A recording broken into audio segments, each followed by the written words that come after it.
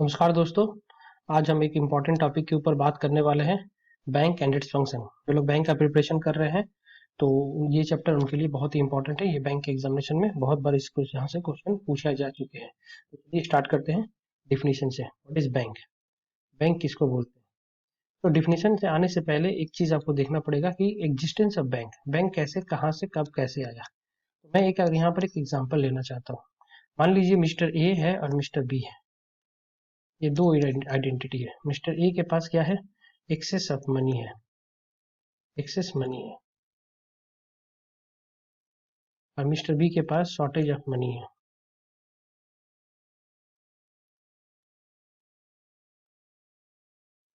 Mister A के पास excess money है, mister B के पास शॉर्टेज ऑफ मनी है। मिस्टर बी एक बिजनेस स्टार्ट करना चाहता है।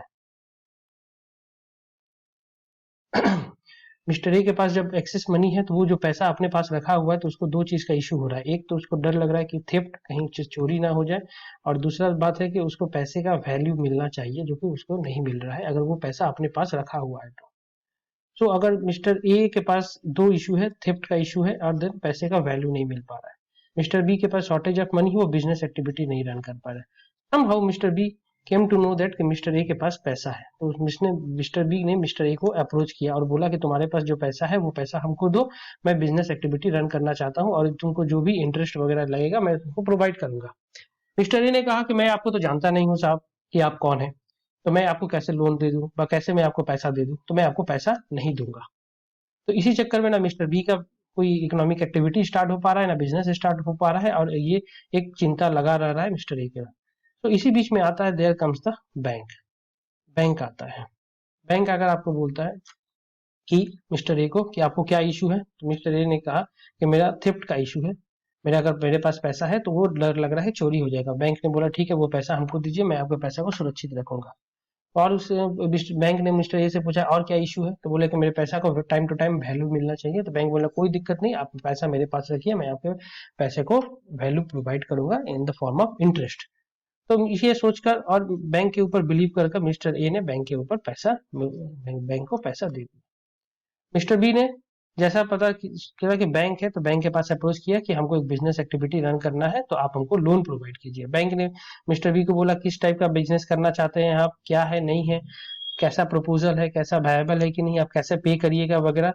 तो after verifying each and every part of the mister B, bank finally agreed to finance mister B. So in that scenario mister bank ने क्या किया, मिस्टर बी को लोन दिया और मिस्टर बी ने अपना बिजनेस एक्टिविटी स्टार्ट किया और इकोनॉमिक एक्टिविटी उसका स्टार्ट हो गया।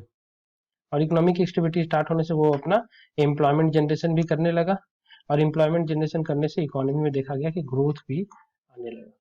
तो इन दैट सिनेरियो ये क्या हुआ कि bank as a financial intermediary हिसाब से काम किया। बैंक ने इसको भी एश्योर किया और बैंक ने इसको भी प्रोवाइड किया, सपोर्ट प्रोवाइड किया। अगर बैंक नहीं होता तो ये क्या होता, ये इकोनॉमिक एक्टिविटी नहीं हो पा रहा था। इसके चलते क्या दिक्कत हो रहा था कि कोई भी मिस्टर बी बिजनेस स्टार्ट नहीं कर पा रहा था, और यहाँ मिस्टर ए को चिंता लगा रहा था। तो बैंक ने क्या किया, सर्कुलेशन ऑफ मनी कर दिया, चैनलाइजेशन ऑफ मनी, मनी का चैनलाइजेशन, एक जगह से लेकर फिर दूसरे जगह को दिया, फिर उससे लेकर फिर उसको फाइनली इसको रिटर्न कर देगा। तो अगर ये बैंक नहीं होता तो ये सर्कुलेशन ऑफ मनी नहीं होता। तो that is what the from the tradition से लेकर अभी तक जो बेसिकली जो बैंक को बोला जाता है कि bank is a financial institution. The basic function of bank is acceptance of money and acceptance of deposit and lending of money.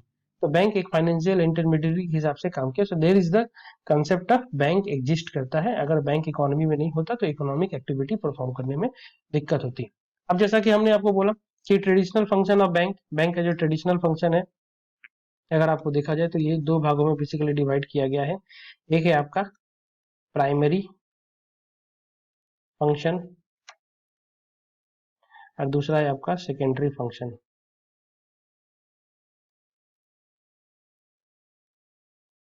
Primary function and secondary function. अगर प्राइमरी फंक्शन का बात करें तो इसमें दो डिवीजन है। एक है आपका एक्सेप्टेंस ऑफ डिपॉजिट, शॉर्ट में मैं लिख रहा हूं, आप लोग इसको थोड़ा नोटिस कर लीजिएगा। और दूसरा है आपका lending of money.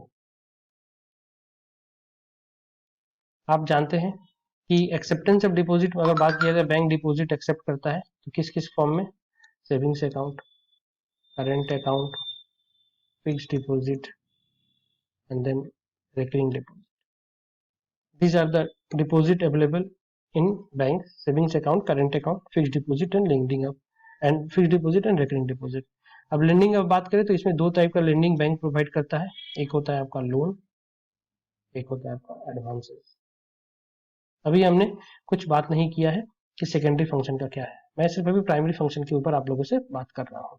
This is what we are discussing, bank and its function. इसका बैंक का ये फंक्शन है, बैंक किस तरीके से फंक्शन परफॉर्म करता है। This is the primary function. जैसे मैंने आपको कहा कि from the tradition till now, अभी तक बैंक में ये काम चल रहा है। अपार्ट फ्रॉम जो भी कुछ प्राइमरी फंक्शन के अलावा जो भी कुछ आज के डेट में होता है, वो that comes under the secondary function of bank. अगर आपने नोटिस किया होगा, अगर आप स्टेट बैंक के ब्रांच में जाइएगा तो आपने नोटिस किया होगा कि स्टेट बैंक ऑफ इंडिया बहुत सारा सर्विसेज प्रोवाइड कर रहा है। SBI mutual fund, SBI life insurance products, SBI is providing demat account also to trade in share market, security market में to purchase share। Locker facility तो शुरू से ही bank का रहा ही है। एजेंसी फैसिलिटीज, एजेंसी फैसिलिटीज कहने का मतलब है मेरा कि आप देखते हो आपके बिहार पर बैंक आपका इलेक्ट्रिसिटी बिल पेमेंट कर देता है, इंश्योरेंस पॉलिसी पेमेंट कर देता है, तो ये सब चीज है। तो ये सब चीज apart from the primary function, आज के डेट में जो भी बैंक काम कर रहा है that comes under the secondary function of the bank. अब आप पूछोगे सर ये सेकेंडरी फंक्शन ये सब बैंक आज के डेट में क्यों कर रहा है? क्योंकि this is the need of the hour for the survival of the banking industry. अगर ये बैंक अगर नहीं करेगा तो फिर बैंक को सर्वाइव करने में डिफिकल्ट होगा। बिकॉज बैंक क्या कोशिश कर रहा है कि आपको एक छत के नीचे, आप जाते हो मल्टीप्लेक्स मॉल वगैरह में जाते हो तो आपने क्या नोटिस करते हो, एक छत के नीचे आपको क्या क्या प्रोवाइड मिल रहा है? आपको रेस्टोरेंट प्रोवाइड हो रहा है, आप मूवी देख कर निकल जाते हैं, रेस्टोरेंट भी है, मूवी भी है। फिर से आपका सपोज करो कुछ परचेस करने के लिए आप देखते हो शॉपिंग के लिए आप बहुत सारा चीज़ है, क्लोथ्स है, एक्सेसरीज है, इलेक्ट्रॉनिक गुड्स है। अपार्ट फ्रॉम अगर आपको कुछ सर्विसेज चाहिए, कुछ फैसिलिटीज चाहिए तो वहां पर भी, तो एक छत के नीचे आपको सब सर्विसेज प्रोवाइड मिल रहा है, सब कुछ आपको एक छत के नीचे मिल रहा है। तो बैंक का भी यही बेसिकली कंसेप्ट है कि हम कोशिश कर रहे हैं कि अगर मेरे पास कोई कस्टमर आएगा तो वो कस्टमर सिर्फ सेविंग्स अकाउंट के लिए ना आए, वो कस्टमर सिर्फ करंट अकाउंट के लिए ना आए, वो कस्टमर सिर्फ fix deposit and recurring deposit के लिए ना आए। अगर वो कस्टमर आज के डेट में जिस तरीके से लोगों को, वो एक कंसेप्ट है जिसको हम लोग बोलते हैं फाइनेंशियल लिटरेसी,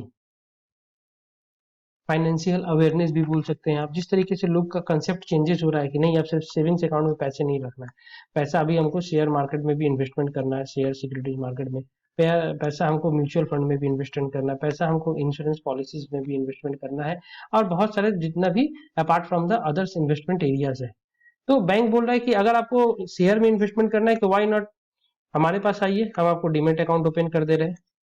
अगर आपको म्यूचुअल फंड में इन्वेस्टमेंट करना है, अगर अगर आपको लगता है म्यूचुअल फंड सही है तो देन सच में सही है, तो फिर आज हमारे पास आइए एसबीआई म्यूचुअल फंड में इन्वेस्टमेंट कीजिए। अगर आपको लगता है कि इंश्योरेंस पॉलिसी सही है, करना चाहते हैं, तो आप आइए एसबीआई लाइफ इंश्योरेंस में आप इन्वेस्टमेंट कीजिए। तो बैंक आज के डेट में क्या कर रहा है कि आपको each and every kind of facility आपको प्रोवाइड करने की कोशिश कर रहा है कि बैंक आपको प्रोवाइड करे, आप एक छत के नीचे आपको ईच एंड एवरी सर्विसेज आपको प्रोवाइड करे। So apart from the primary function, bank आज के डेट में जो भी कुछ करता है that comes under the secondary function. आशा करता हूं क्लियर है। कोई दिक्कत होगा तो please do comment on the comment section. Now अब बात करते हैं प्राइमरी फंक्शन का। प्राइमरी फंक्शन का, प्राइमरी फंक्शन में बेसिकली क्या बोला गया है, दो चीज बोला गया है, acceptance of deposit and lending of. अब एक्सेप्टेंस ऑफ डिपॉजिट में हमने क्या देखा, बैंक कहां से डिपॉजिट एक्सेप्ट करता है, savings account, current account, fixed deposit and recurring deposit. तो चलिए स्टार्ट करते हैं one by one. Savings account,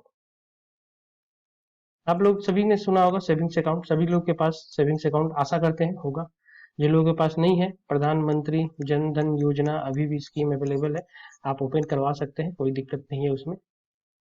उसमें कुछ लिमिटेशन है, वो हम आपको बाद में डिस्कस करेंगे। जहां तक बात है सेविंग्स अकाउंट के, according to the RBI rules and regulation 10 साल का बच्चा 10 ईयर्स से लेकर सेविंग्स अकाउंट ओपन किया जा सकता है। 10 ईयर्स का बच्चा सेविंग्स अकाउंट ओपन कर सकता है। This is the minimum limit to open a savings account. अब 10 साल के बच्चे भी होते हैं तो वो सेविंग्स अकाउंट ओपन कर सकते हैं। दूसरा चीज आता है इसमें रेट ऑफ इंटरेस्ट प्रोवाइड करने का। तो आप देख रहे हैं कि आज के अगर आपने नोटिस किया होगा, न्यूज़पेपर वगैरह पढ़ रहे हैं तो आपने नोटिस किया होगा कि rate of interest day by day decline होते चला जा रहा है। तो आपको समझना पड़ेगा कि क्यों रेट ऑफ इंटरेस्ट डिक्लाइन होते चला जा रहा है, और रेट ऑफ इंटरेस्ट कौन डिसाइड करता है, और किस तरीके से सेविंग्स अकाउंट पर रेट ऑफ इंटरेस्ट आपको प्रोवाइड किया जाता है ना। रेट ऑफ इंटरेस्ट का जहां तक हम बात करें तो रेट ऑफ इंटरेस्ट 2011 तक ये आरबीआई डिसाइड करता था। पहले तक ये आरबीआई डिसाइड करता था। 2011 के बाद आरबीआई ने इसको डीरेगुलेटेड कर दिया। आरबीआई ने इसको डीरेगुलेटेड कर दिया। अब इस रिजर्व बैंक कंट्रोल नहीं करेगा रेट ऑफ इंटरेस्ट कौन बैंक कितना देगा, वो अपना बैंक का इंडिविजुअल मैटर होगा। तो सेविंग्स अकाउंट पर रेट ऑफ इंटरेस्ट डीरेगुलेट करने के बाद आपने नोटिस किया होगा कि Yes Bank 7% rate of interest दे रहा है। फिर आपने सुना होगा कोटक महिंद्रा, कोटक बैंक 6%, बंधन बैंक वो भी आपको near about 5 to 6% rate of interest provide कर रहा है। तो ये सब पहले क्या था कि रेट ऑफ इंटरेस्ट फिक्स था कि सबको 4% ही देना है, लेकिन जैसे डीरेगुलेटेड हो गया तो रिजर्व बैंक ने छोड़ दिया कि बैंक खुद डिसाइड करे कि उसको कितना रेट ऑफ इंटरेस्ट आपको देना है। तो यहाँ पर डीरेगुलेट होने के बैंक में कंपटीशन आ गया टू अट्रैक्ट द कस्टमर, और ये लोग अलग अलग अपना रेट ऑफ इंटरेस्ट प्रोवाइड करने लगे। इससे एक कारण था, दो कारण था बैंक रिजर्व बैंक का डीरेगुलेट करने का, दो कारण था। मैं आपको बता देना चाहता हूँ 2011 में at that time Indian economy was facing the problem of inflation. हमारे देश में, भारत में उस टाइम महंगाई थी, मुद्रा स्थिति बांग्ला में जिसको बोलते हैं महंगाई, इन्फ्लेशन था। इन्फ्लेशन को कंट्रोल करने के लिए दोनों तरीके से कोशिश किया था। गवर्नमेंट ऑफ इंडिया भी कंट्रोल करने की कोशिश करता है और आरबीआई का। जहां तक बात है आरबीआई का, तो आरबीआई मॉनेटरी पॉलिसी करता है। तो आरबीआई क्या करता है, नोट प्रिंट करता है, नोट प्रिंट करता है, तो जिसका बेसिकली को यहाँ पर बोला जाता है कि मनी सप्लाई को कंट्रोल करता है आरबीआई। किस तरीके से मनी सप्लाई कंट्रोल करना। अब रेट ऑफ इंटरेस्ट को डीरेगुलेट करने का मतलब क्या है, ज्यादा रेट ऑफ इंटरेस्ट मार्केट में मिलेगा, ज्यादा रेट ऑफ इंटरेस्ट मिलेगा तो क्या होगा कि पब्लिक जो है वो tend to save rather than spend. Public क्या करेगा, सेव करने का कोशिश करेगा। तो ज्यादा रेट ऑफ इंटरेस्ट मिलेगा तो ज्यादा सेव होगा, ज्यादा सेव होगा तो क्या होगा, आप एक्सपेंडिचर क्या कीजिएगा, आप एक्सपेंडिचर थोड़ा कम कीजिएगा। और जब एक्सपेंडिचर कम कीजिएगा तो आपका क्या होगा, डिमांड थोड़ा कमेगा। डिमांड थोड़ा कमेगा तो फिर क्या होगा, प्राइस में थोड़ा बहुत हलचल होगा और प्राइस थोड़ा बहुत कम होगा। तो एक तरीके से ये रिजर्व बैंक ऑफ इंडिया ने क्या किया, कोशिश किया कि आपका जो एक्सेस पैसा है, जो मनी सप्लाई है, वो मनी सप्लाई को किस तरीके से उसको कंट्रोल करके उसके इन्फ्लेशन के ऊपर भी कंट्रोल किया जा सके। और इसके एक बेनिफिट और ये भी है कि रेट ऑफ इंटरेस्ट को डीरेगुलेट करने के बाद रिजर्व बैंक ने देखा कि ये कस्टमर को तो बेनिफिट होगा, क्योंकि यहाँ पर रेट ऑफ इंटरेस्ट कस्टमर को ज्यादा ही मिलेगा। That is the reason from 2011 onward आज के डेट में हम लोग देखते हैं बैंक इन इंडिविजुअली डिसाइड करता है कि रेट ऑफ इंटरेस्ट क्या होगा क्या नहीं होगा। This was the question asked in the UPA sorry IBPS examination in the year 2000 I think 11 और 12 ऑनवर्ड्स। और इसके बीच में एक बार पूछता है who decide the rate of interest savings, rate of interest in savings account. So the answer was bank itself. तो आशा करता हूँ सेविंग्स अकाउंट आपको समझ में आया होगा। This is the basic question, यहाँ से यही पूछा जाता है। और इसके बाद जो भी कुछ हम लोग डिस्कस करेंगे वो आपको नेक्स्ट वीडियो में, लेक्चर में इसको स्टार्ट करेंगे, that is called the current account. Thank you very much.